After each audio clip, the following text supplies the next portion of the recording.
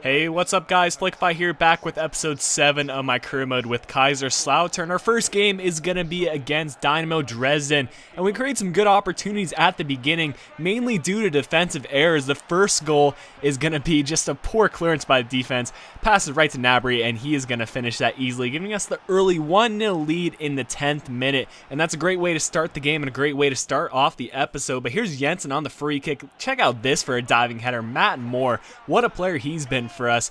And him and Nabry on the outside, those guys are just a dynamic duo on the wings, and they've got some skill. There you can see he's got the experience to know when to use a diving header at the right time. But here our striker's going to get through on goal. He's going to have a go on target, but the keeper's going to parry that one away, and it goes out for a corner kick. But Stoger's going to find Lacic right here.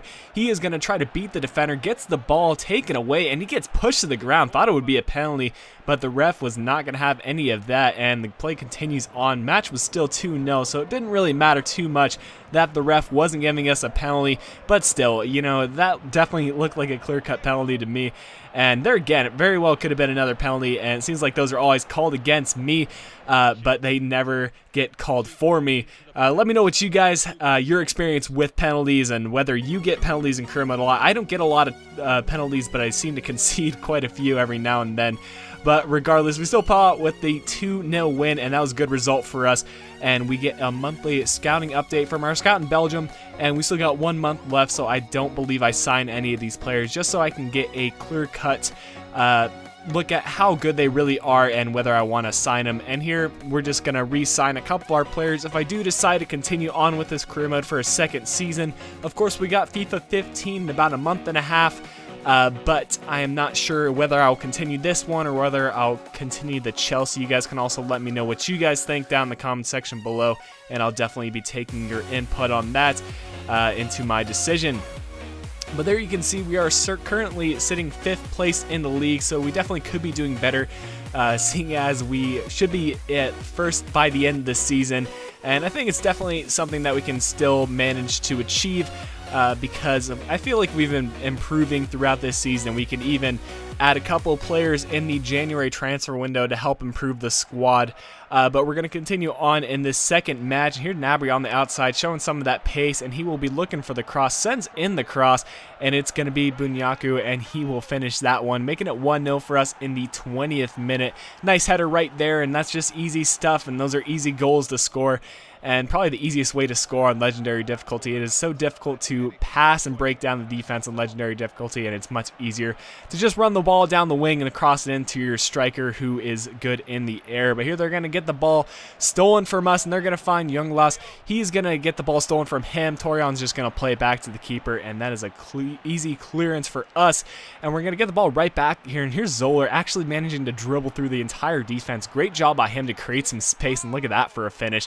He is such a great player for us, and it seems like he plays really well behind the striker, and I think that's the reason behind me playing a more of a 4-2-3-1 kind of formation, and it seems to be working out really well for me with Nabry and Matt Moore on the wings and Zoller sitting in the center attacking mid position.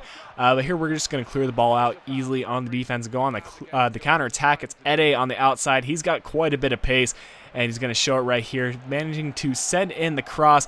And it's going to be our center attacking mid with a nice little header. And I love those headers when they go in because it just looks so simple, but they've got a lot of power behind it. And that made it 3-0 for us in this 65th minute. So we were just completely dominating this match at this point in time. But they were still creating a couple of opportunities right here.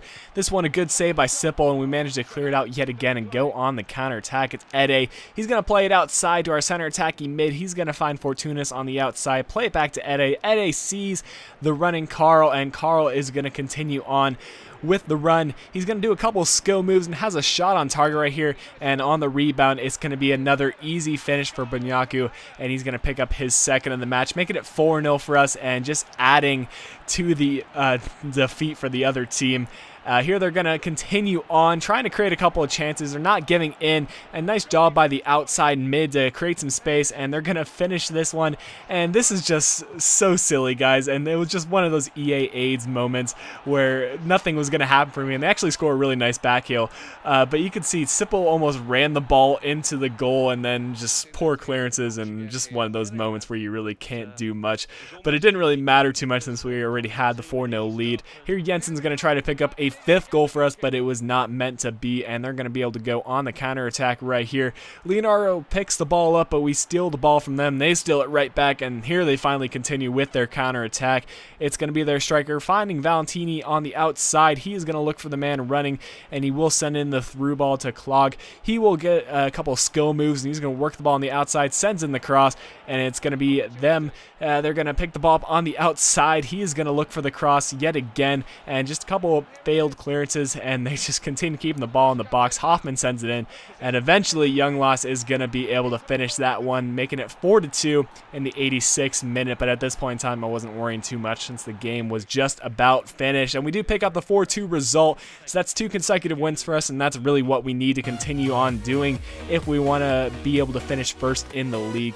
But we do have one more match in this episode in the Deutscher Pokal, and it's going to be against FC Köln, and a very good team, Lucas Podolski's old team, but of course he's playing for Arsenal now, so that's good news for us, because that is not someone who I want to be playing against, especially with our kind of team when we don't have that kind of quality quite yet. Maybe in a couple years time, but as of right now we just cannot compete with that kind of quality.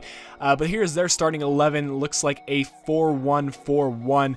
And we're rocking the 4-2-3-1 as per usual. Lakic up front in this game, and Nabry on the right, Matt Moore on the left, Stoger at the center attacking mid position. Just because I believe this was like 2 or 3 days after the last match, so some of our players were a little bit tired.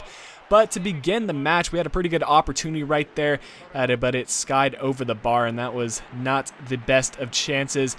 And had that gone in, it would have been a nice start for us, but it was not meant to be. Hector is going to be able to finish it for Köln in the 29th minute, and that was a good finish by him to give them the early lead, and they were really dominating this match early on, except for that early opportunity for us. But Nabry's going to try to pick the ball up, but Golabart is going to be able to steal the ball right here. Stoger's going to get the ball back. He finds Jensen on the outside. Jensen's going to try to cut inside. Has a go on target. Pretty good shot, but Horn was able to tip that one away. Goes out for a corner kick. But in the 80th minute, they're going to pick the ball up. A nice bit of link-up play to Pesco. He is going to send in the cross here eventually. It's going to be Lehmann who gets the ball. He's going to send it back to Pesco. He's going to find Lehmann again. Just a little bit of link-up play. Finds Helms. Helms going to find that guy, and he will have a go, and it will be just wide of the target. But that is how the match did end, guys. A 1-0 defeat. So we are kicked out of the Deutsche Pokal, but that's not the biggest of deals because I didn't think we were going to be able to win it regardless. But that will bring an end to the episode today, guys. Hope you did enjoy. If you did, be sure to let me know by leaving a like on the video or dropping a comment down below. And of course, subscribe to the channel so you don't miss out on any career mode content. And until next time, this has been Flickiify. I'll be talking to y'all again soon.